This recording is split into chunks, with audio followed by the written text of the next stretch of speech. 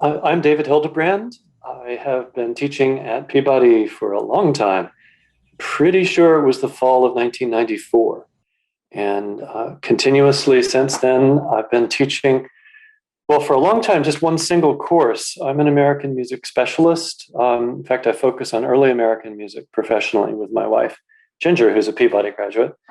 Um, and about 5 years ago, I added another course based on a book that I'll probably say a few things about during this talk, because it's focused on music in Maryland, and the archives were particularly helpful in the writing of this book. So I'm in the musicology department, and I teach just graduate courses, and have enjoyed it for many years and continue to do so. Just in my last class, Musical Maryland, 2 days ago, we were covering jazz in Baltimore and Pennsylvania Avenue as it flourished back in the 1940s and 50s and into the 60s. We drew upon some of the oral histories that Elizabeth Schaff, the founding archivist at Peabody, had put together. She and others doing live interviews with surviving musicians representing the Black community there in the jazz scene on Pennsylvania Avenue. So the oral histories are super important.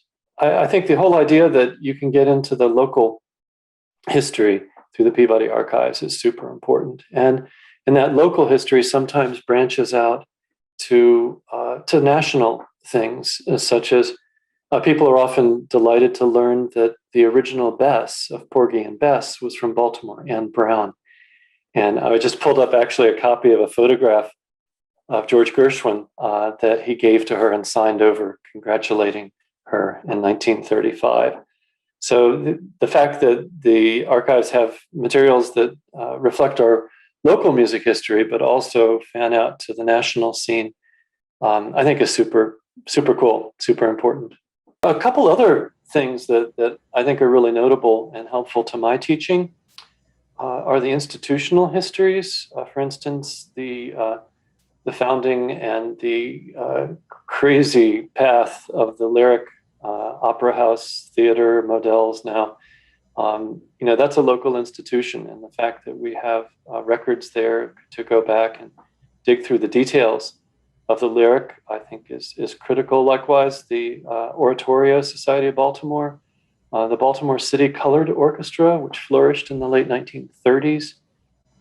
These are things that Elizabeth worked with directly there in the archives as she was writing her half of our co-authored book, Musical Maryland.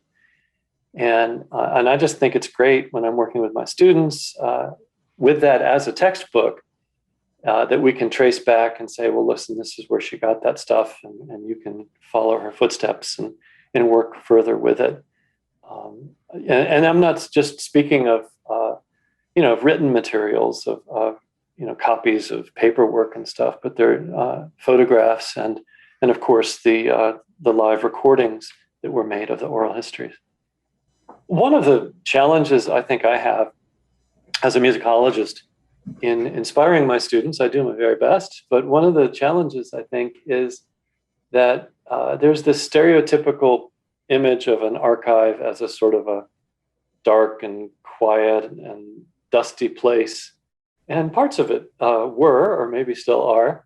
But I think having an actual archivist speak, as Matt Testa has done, and as Elizabeth Schaff had done before then. And in fact, for years, I would take my students to the archives to meet her. The purpose being to put a face on it, to humanize the idea that it's not just old records, but it's a living process that we go through. And to talk to a person who's actually doing that and who's excited about it, I think that's, by far the most important thing, is to humanize. And believe me, I'd love to do even more.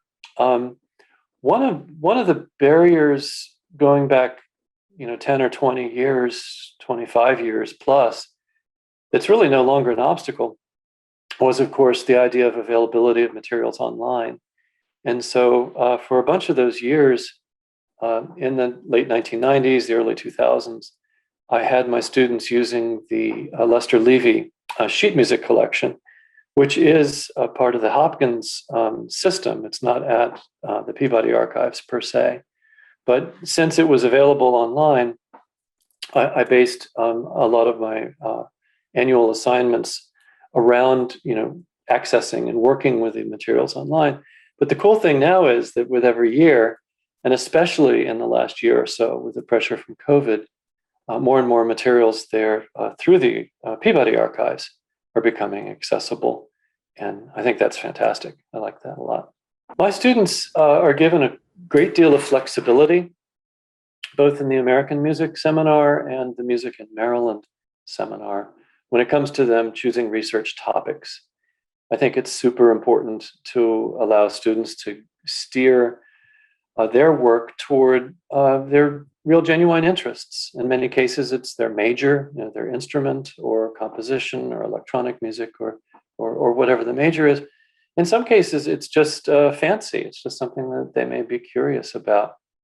And for instance, this semester, I had a student who decided to do a study on music related to the Mount Vernon neighborhood. And she was able to sort of break out the blocks surrounding Peabody and the Walters and the Washington Monument and look at some of the historic properties.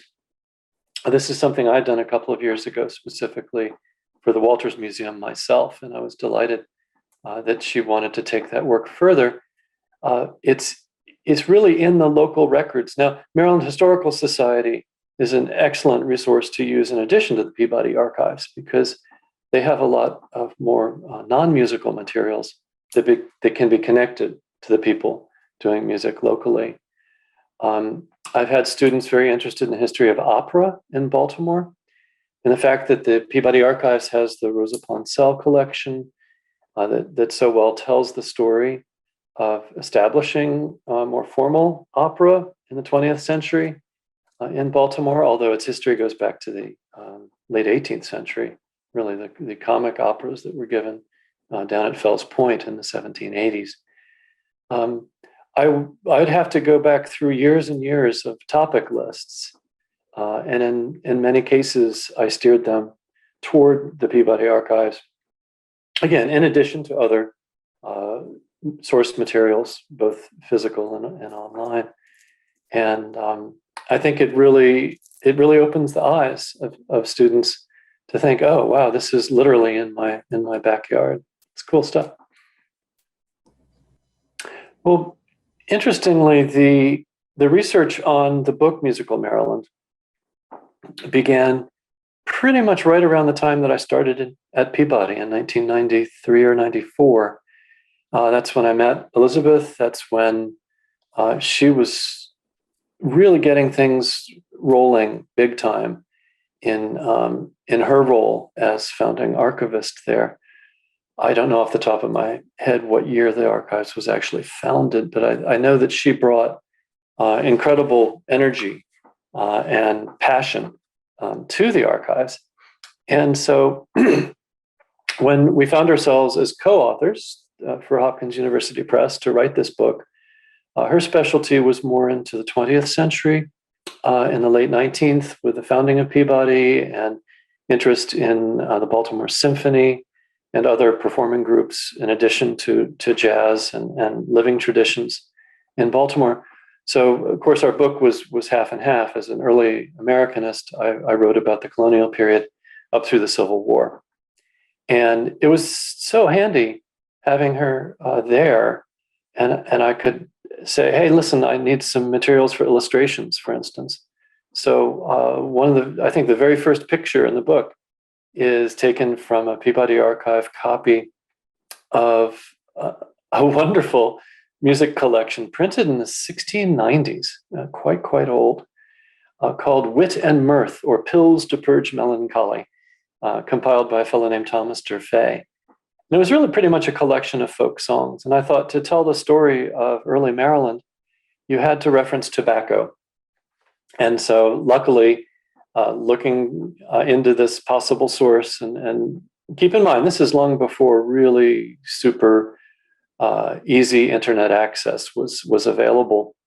Looking into the contents of this book, I found a song called Tobacco. So the Tobacco song is illustrated, and much of the sheet music that's depicted in the color plates in the middle of the book comes from Peabody sources or the Lester Levy up at the Hopkins Homewood campus, and of course photographs. Liz loved the photographs, and so in her section of the book, lots of great pictures of Gustav Struve and Cab Calloway, the characters of 20th century history that are so well represented. I'm just thrilled about the prospects of taking my American music seminar students on a walk from our classroom, which is a lovely room situated there, right at the corner of Mount Vernon Place, looking at the Washington Monument and at Lafayette on his horse out of the Rhineland room. That's where we have our seminars. But I'll take them on a walking field trip down over into the newer buildings and up into the archives. And as we've done in the past, we'll arrange to have some archival material carefully taken out and laid around the table so they can see what these important source materials look like. Whether it's a piece of sheet music written for Charles Carroll at the opening of the B&O Railroad in 1828, whether it was a composition written by Glenn Jenks in the 1940s. Jenks was the first Peabody graduate to receive both a degree both in piano and composition from Peabody. They can see photographs. We can to contextualize it, to actually see the materials, in some cases carefully touch them, I think is a super important thing. We're so used to getting stuff on our computer screens, and that's super important too.